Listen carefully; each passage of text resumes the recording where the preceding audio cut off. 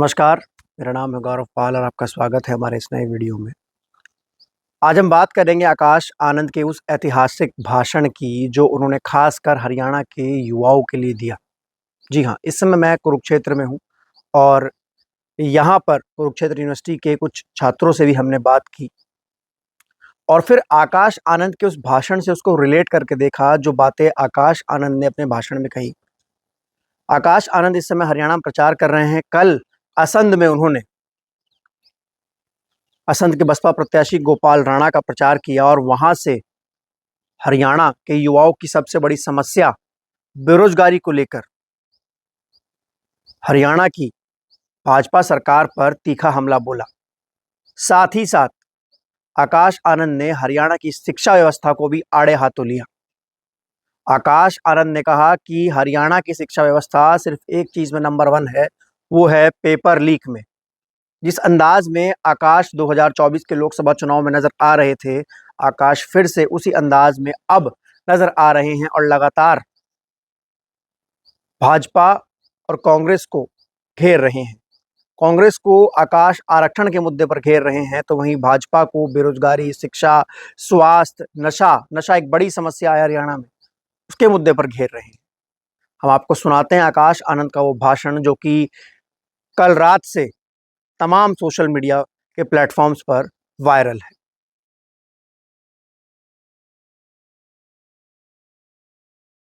साथियों, अब मैं अपने युवा साथियों से बात करना चाहूंगा। यहाँ पे कितने बच्चे हैं जो बेरोजगार घूम रहे हैं? हाथ उठा के बताएं कि कितने बच्चे बेरोजगार हैं और पढ़े लिखे हैं। सब कॉलेज पर, सब जो यहाँ पे 12वीं और कॉलेज पास है, बताइए। पैरामेडिकल पास। साथियों, आपका ही नहीं, पूरे हरियाणा में 40% युवा आज बेरोजगार घूम रहा है। और साथियों, ऐसा नहीं है कि बेरोजगारी का कोई मुद्दा है यहाँ पर कि वो यहाँ पे रोजगार नहीं है, काम नहीं है।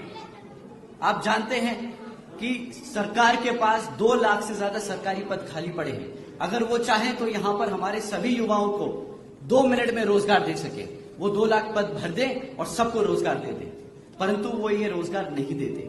आप जानते हैं जिन बच्चों को रोजगार, जो पढ़े लिखे बच्चे हैं, जिनको कॉलेजेस में एक बार को रोजगार लग गया था, एक बार नौकरी लग भी गई थी, उन्हें कॉन्ट्रैक्चुअल जॉब दी थी, उन्हें परमानेंट नहीं किया। 10 साल से कॉलेज के लेक्चरर्स जो बैठे हैं वो बेचारे परमानेंट होने की मांग कर रहे हैं, पर आज तक परमानेंट नहीं किया। हमारे यहाँ पे जो क्लरिकल वर्कर्स हैं वो अपनी बेसिक पे को 35,000 रुपए की मांग कर रहे हैं, उनकी भी नहीं सुनी। साथियों, इन्होंने क्या किया है? ये सरकारी डिपार्टमेंट चलाने के लिए उन्होंने क्या किया? उन्होंने सिर्फ कौशल विकास जैसी योजनाएं चलाकर जो पक्की नौकरियां हैं उनको भी कच्चा करने का काम किया है। एक तरफ ये लोग हैं जो पक्की नौकरियों को भी कच्चा कर रहे हैं, जो सरकारी पद खाली पड़े उन्हें भरने का काम नहीं कर रहे और हमारे बच्चों को रोजगार नहीं दे रहे, उन्हें गुलाम बनाने की कोशिश कर रहे हैं। और एक तरफ इन्हें लोग बसपा की सरकार है। साथियों, जैसे आदरणीय बहन जी ने यूपी में 90,000 से ज्यादा शिक्षकों को रोजगार दिया था।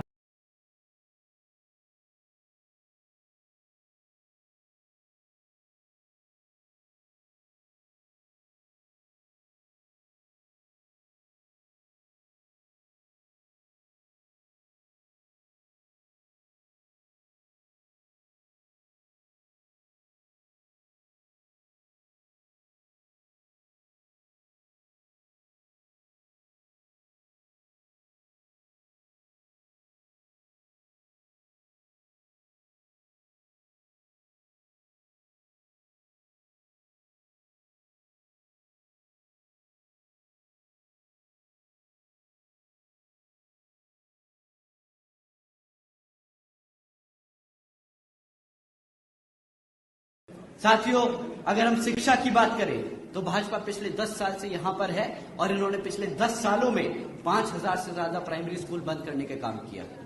5,000 से ज्यादा प्राइमरी स्कूल बंद कर दिए। एक तरफ हमारे बच्चों की पढ़ने की संख्या बढ़ रही है, दूसरी तरफ ये स्कूल कब बंद करते जा रहे हैं।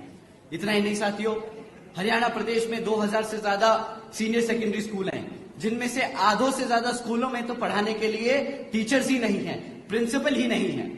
हमारे यहाँ पे हमारे इन्हें लोग के एक साथी हैं, कल जिनसे हम मिले थे, उन्होंने बताया कि भाई उनके गांव में जो प्राइमरी स्कूल है वहां पे उन्होंने इस चीज के लिए आवाज उठाई थी कि भाई टीचर नहीं है, हमारे बच्चे पढ़ेंगे कैसे। तो वहां का जो प्रिंसिपल बोलता है कि भाई यहां पे बाहर चपड़ासी साहब बैठे हैं, उन्हें बोल देता हूं वो पढ़ा लेंगे। अब आप बताइए, ये उनका रवैया है हमारे बच्चों की पढ़ाई के लिए। तो आप बताइए कि क्या ऐसी सरकार को आप दोबारा दोहराएंगे जो हमारे बच्चों की पढ़ाई के साथ ऐसा खिलवाड़ करेंगे? बताइए साथियों, करेंगे? साथियों, इतना ही नहीं, वो तो हमारे बच्चों को पढ़ाना नहीं चाहते, और जो किसी तरह बच्चे पढ़ लिख कर आगे यूनिवर्सिटी और कॉलेज पहुंच जाते हैं तो उनको सरकार की ओर से SC ST समाज के जो लोग हैं, जो हमारे बच्चे हैं, उनको स्कॉलरशिप का पैसा मिलता है जिससे वो पढ़ पाए। परंतु इन्होंने 2017 से वो स्कॉलरशिप का पैसा भी रोक रखा है। ये भी आप जाकर गांव-गांव में बताएं कि भाजपा के लोग जो हैं, बीजेपी जो पार्टी है, उसने हमारे बच्चों के स्कूल बंद करे, और जो बच्चे जहां पे स्कूल खुले हैं वहां पे टीचर नहीं दिए, और जहां पे कॉलेज पहुंच गए तो उनको पैसों से बांध दिया कि उनको पैसे नहीं दिए ताकि वो बेचारे पढ़ सके। साथियों, इन्होंने सिर्फ एक क्षेत्र में, शिक्षा के एक क्षेत्र में इन्होंने तरक्की करी है, वो है पेपर लीक करने में। आए दिन यहां पर कोई ऐसा नहीं जाता, कोई ऐसा दिन नहीं जाता जहां पर जब आपको पेपर लीक खबरें नहीं आती। कोई भी सरकारी ऐसा डिपार्टमेंट नहीं बचा जिसकी परीक्षा का पेपर ना लीक हुआ हो। आप साथियों जानते हैं कि जब बच्चों के पेपर लीक होते हैं तब कितनी तकलीफ आती है। आपके बच्चे इतने दिन रात मेहनत करके वो परीक्षा की तैयारी करते हैं इस उम्मीद से कि मेरी नौकरी लग जाएगी तो मैं भी अपने माँ बाप का नाम रोशन करूंगा गांव बिरादरी में जाके। मेरा बाप भी जब चौपाल पे बैठेगा तो वो भी बड़े गर्व से बोलेगा कि भाई मेरा बेटा तो थानेदार लग गया, मेरा बेटा तो सिपाही लग गया। परंतु क्या होता है, नहीं, नौकरी नहीं देते, पेपर लीक कर देते और बहाना बना लेते कि भाई पेपर लीक हो गया तो हमने नौकरियां रद्द कर दी। अब बताइए, पढ़ाएंगे नहीं, लिखाएंगे नहीं, नौकरी नहीं देंगे, तो ऐसी पार्टी को क्या दोबारा दोहराएंगे? ऐसी पार्टी को दोबारा ना है।